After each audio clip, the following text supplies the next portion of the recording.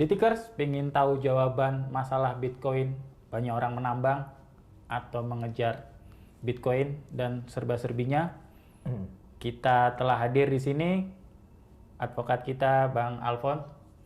Oke, Bang Alfon, saat ini banyak sekali fenomena Bitcoin dan orang saling mengejar dengan harga yang fantastis. Sebetulnya Bitcoin itu untuk sebagai aset itu apa seperti itu? Pada prinsipnya kan begini, Bitcoin itu kan bagian dari cryptocurrency, itu kan, atau mata uang kripto. Nah, untuk mendapatkan itu paling tidak ada dua cara dan sekarang menjadi tiga. Gitu ya. Pertama itu dengan menambang, gitu ya. Oke. Nah, menambang ini ada juga variannya. Dia melalui pool langsung atau melalui cloud. Gitu. Nah, cloud itu melalui pihak ketiga, tapi kalau misalnya pool, dia itu langsung mempergunakan perangkat-perangkat. Nah, mempergunakan perangkat itu sangat mahal sebenarnya. Nah, itu makanya bisa dengan pihak ketiga. Nah, tapi dengan pihak ketiga ini harus hati-hati juga, gitu kan. Hati-hatinya begini, banyak bentuk sih yang terjadi penipuan ya terkait dengan pihak ketiga ini. Gitu. Misal contohnya tuh dengan memberikan giveaway gratis, kemudian juga dengan skema Ponzi yang disebut sebagai berpartisipasi untuk ikut ya, dan kemudian mendapatkan keuntungan 2-15% gitu ya. Wow.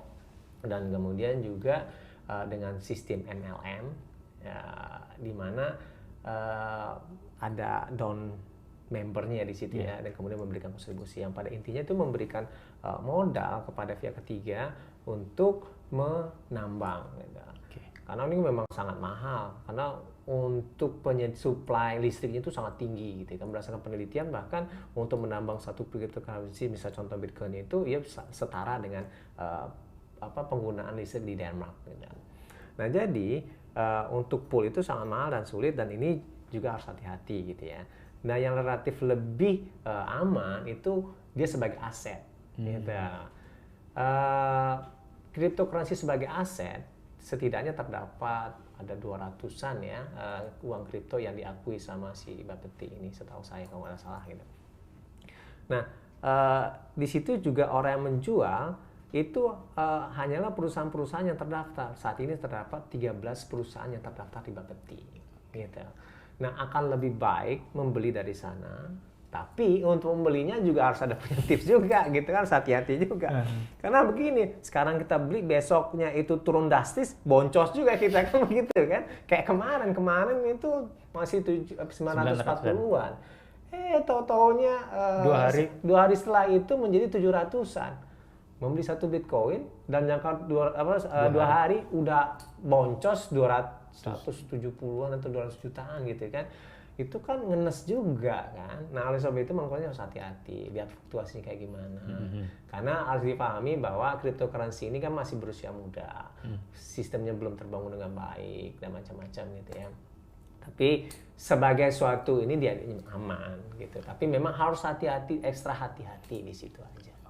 Cuma banyak yang kejadian adalah membeli dengan pihak ketiga. Betul. Sebetulnya sebagai masyarakat apa tips biar tidak tertipu dari pihak ketiga itu? Pertanyaan sederhananya gini aja deh. Kalau misalnya diiming-imingi sesuatu untung yang besar, curiga deh, harus curiga. Oke. Pertama gitu kan. Jangan langsung bilang iya, oh iya bener nih gitu kan. Tapi dikalkulasin aja gitu kan. Kalau misalnya 2% per hari, dikalikan 1 bulan, dikalikan 1 tahun, itu berapa banyak gitu kan. Itu kan menjadi suatu hal yang tidak mungkin. Gitu, sebagai bisnis nggak logis ya? Nggak logis dia, itu makanya harus dikalkulasikan. Nah, itu makanya prinsip kehati-hatian atau prudent itu harus dilakukan. Kalau misalnya enggak, kita sendiri yang nanti yang bermasalah. Itu ada, itu kan sampai jual rumah gitu kan, untuk itu ikut di situ gitu kan. Ya pada akhirnya ya dia gigit jari gitu ya. Nah, oleh sebab itu makanya kehati-hatian ini harus dilakukan. Kehati-hatian untuk membeli, kehati-hatian untuk ikut di dalam itu. Kalau misal membeli itu kan lihat nih rada-radanya gimana nih gitu kan. Supply and demand-nya kayak gimana? Apakah memang dia itu tinggi atau rendah? Kalau misal tinggi bagaimana konsekuensinya, bagaimana apa dan macam-macam. Nah, itu makanya kehati-hatian dan kemampuan menjadi syarat utama untuk membeli itu gitu. Oke. Kalau sudah membeli dan tertipu, langkah apa yang harus konsumen lakukan? Nah, ini harus dirumusin dulu nih. Ini ada juga yang kemarin gitu ya. Ternyata itu badan hukumnya ada di luar negeri. Gitu ya. Nah, pertanyaan selanjutnya sistem, dan kemudian bukan orang Indonesia juga gitu kan. Pertanyaan selanjutnya, sistem hukum apa yang akan dipakai gitu kan untuk menjerat orang ini gitu kan. Kalaupun ada perjanjian bilateral gitu ya tentang mutual legal assistance-nya gitu ya, mungkin oke. Gitu. Tapi kalau misalnya nggak gimana? Ini kan cuma ada di mana ya, undang-undang berapa tentang masalah negara mana itu ya, Indonesia dengan siapa gitu. Itu ada, bisa dibantu. Kalau enggak gitu kan, gimana caranya? Nggak bisa gitu ya. Itu bagi badan hukumnya gitu kan, yang ada di luar negeri. Nah kalau misalnya dia nggak terdaftar, nggak bisa deh. Nah itu makanya harus dilihat nanti di Bapepti dia terdaftar juga atau enggak. Kalau kemudian kalau misalnya persona dia itu orang Indonesia atau tidak. Kalau misalnya dia adalah orang Indonesia, ya bisa dijangkau. Tapi ini kan tidak mudah juga, karena ini kan inisial, kan gitu kan, inisial di situ kan. Siapa nih orang gitu kan? Nah kalau misalnya oke lah, aparat penegak hukum pada saat ini mempunyai teknologi sangat canggih, mampu nggak dia mengidentifikasi bahwa itu memang si A dan dia berada di Indonesia dan itu bisa dijangkau. Nah kalau misalnya itu terjadi, makanya pasal 378 bisa diberlakukan tentang penipuan gitu kan, dan kemudian setelah itu undang-undang ITE pasal 28 gitu ya, penipuan di sektor ITE, dan kemudian juga undang-undang perlindungan konsumen itu bisa diberlakukan seperti itu. Perdagangan mungkin masuk? Dalam undang-undang perdagangan itu terkait dengan undang-undang ITE tadi sih sebenarnya gitu.